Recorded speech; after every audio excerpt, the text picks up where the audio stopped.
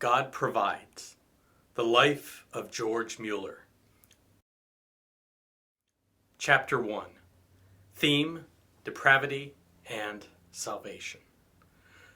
George heard the slam of the carriage door outside. It was his father. He stomped inside the front door and spied George on the stairs. "So, you aren't even ashamed enough to hide. I would think that you would have learned some manners after spending a month in a prison." George glared back at his father. "I learned that meals in German jails are terrible, and I learned just how much you care about me. You could have paid my fine a lot quicker, father."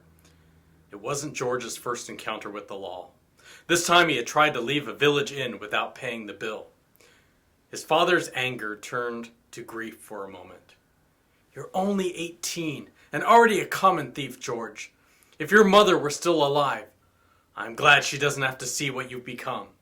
"And what about you, father?" George shot back. "You're nothing but a tax collector living off the government's money." It was too much for his father. In a flash, he grabbed a cane hanging on the wall. "I'll teach you some respect." The cane cut sharply through the air. Any feelings of guilt George might have had were quickly forgotten as he returned to his old habits. He had given in to his father's wishes for him to become a minister for the German state and was now studying at the university in Halle, Germany. However, most evenings he could be found avoiding his studies and relaxing in the village tavern, surrounded by friends. One such evening he was seated at a table, telling a story when he noticed a stranger at the end. A stranger who looked familiar. One of his companions spoke up. "Beta, come here and meet George Mueller. He'll teach you how to really drink." "I know George Mueller already," the stranger replied with a smile. George's mind raced. Where had he met him before? It was from school somewhere. Then he remembered. Here was Beta, the boy who never sinned. He always had his Bible and hymn book with him, and he never cheated on exams, and he never ever drank. Now he was seated with the mug at the table listening to George. "Continue with your story, George," Beta said eagerly. Later that evening, Beta caught up with George underneath the street lamp. "George, I bet you thought you'd never see me here." "I guess a little," George replied. George was more than a little surprised. As a schoolboy, Beta had never missed an opportunity to tell George he was bad. Beta continued. "I'm different now, George. I want to have some fun, like you." George laughed. "Beta, if you only knew. I always wished I was a little more of a saint like you." In fact, George was sick and tired of all the silliness, but he didn't know how to get away from it. "I guess we'll let fate decide," he said at last. "Will you go my way, or will I go yours?"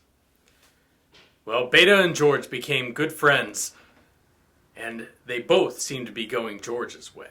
Over the summer, along with 3 other friends, they hiked to Switzerland. Each had a passport signed by his parents, or so it seemed. George had carefully forged his father's signature. Although each had money for the trip, they placed their leather pouches together into one large pouch, and George was the natural choice to hold this pouch as he was the best with money and math. Little did the others know that he was also the best at looking out for himself. While the others snoozed on the grassy hillsides, George would carefully transfer some coins from each of his friends' pouch into his. One time Beta caught him in the act. "What are you doing, George?" "Oh, nothing." George froze for a moment, but quickly regained his composure. "Just organizing a bit." "Ah, you're a good fellow, George," Beta said with a yawn. "Always keeping track of things. Someday your talent for money may come in handy." Beta rolled back over to sleep, and George smiled. Back from the Switzerland trip, things continued unchanged until one night outside the tavern, George and Beta stood again below the lamplight.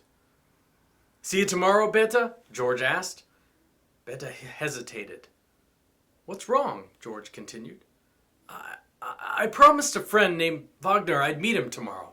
"Fine, bring him along. We'll have a good time together." Beta's eyes began to bulge as if they were going to burst.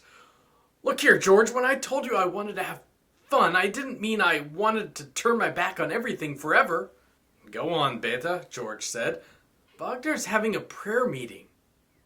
"A prayer meeting?" Sounds like an interesting fellow, George jested. George felt like humiliating Beta, but something made him say, I'd like to meet him. Tomorrow, in fact. Maybe I'll learn something from your goodness after all, Beta. Wagner's house was tucked into a long row of gray stone houses within the village. George noted that it had a friendly look. At the door, he was greeted with a handshake from Wagner. We'll welcome you as a brother, Herr Mueller. Find a seat and a hymn book. We are about to begin. Several men sat in a circle. Unlike most religious men that George had met, these men seemed rather ordinary and humble. Wagner introduced him to the others and then asked one of the men to pray. What happened next shocked George. The man stood up and turned his back to the circle. Facing his chair, he kneeled down on the hard wooden floor. George had never seen a man pray like this, not even in the state church. The man began to pray, but again, not like George was used to hearing. He spoke to God as if he were right in that room, and so close that this man had to kneel in humility, like one would before a king. This man feared God and adored him. George began to think about himself. What did he know of God? He had studied the Bible and could probably speak more eloquently about it than most of the men in the room. But did he know God? His life certainly didn't show it. George Mueller said whatever he wanted to say, he thought whatever he wanted to think, and he did whatever he wanted to do. George Mueller was the king of his own life. Suddenly he began to feel sick. Nothing in his life had brought the joy and peace that he saw in this man as he spoke to God. Later that evening, George quietly made his way back to his room. Its bare walls reminded him of the emptiness in his own heart. He had gone to the Bible study that night, expecting to sing a few hymns and to find some material to make a fool of Beta. Instead, something had happened to him. For years, he had understood perfectly that Jesus Christ had died on the cross to save sinners, but this truth had never lived in his heart. Now he understood. Jesus Christ had died for him, for self-serving George Mueller.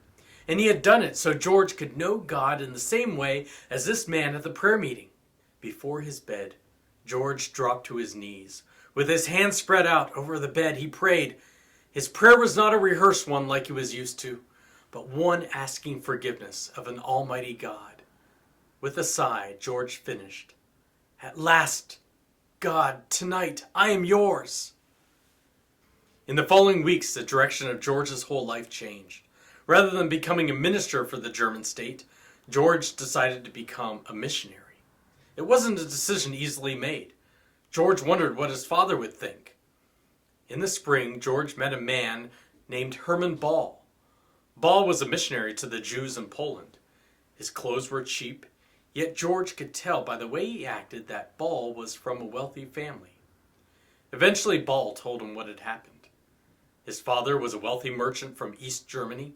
However, when he found out that his son had decided to give up a career to serve Christ, Ball had been kicked out of the family. Would the same thing happen to George? The carriage rocked mercilessly all along the way from Hull to George's father's home. In his mind, George could hear his father's voice and the debates he knew would come.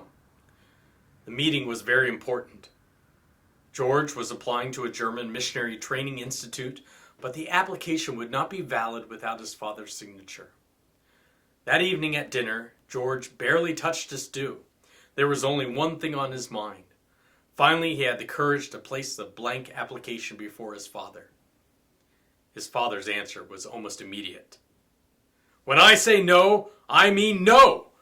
But why do you not want me to be a missionary? George pleaded. You always wanted me to be a minister. Now his father was on his feet. A minister, yes, but one who earns a nice wage from the state. One who can fill a table with food at Christmas. And one who can take care of a father in his old age. George bit his lip.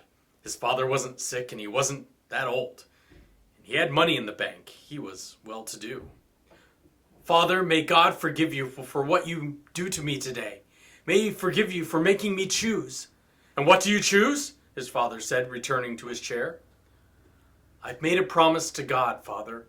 Somewhere there's a mission field that needs me. But what about the application? I won't sign it. There was almost a smile on his father's lips. I'll manage somehow. I'll finish my studies at the university without your help.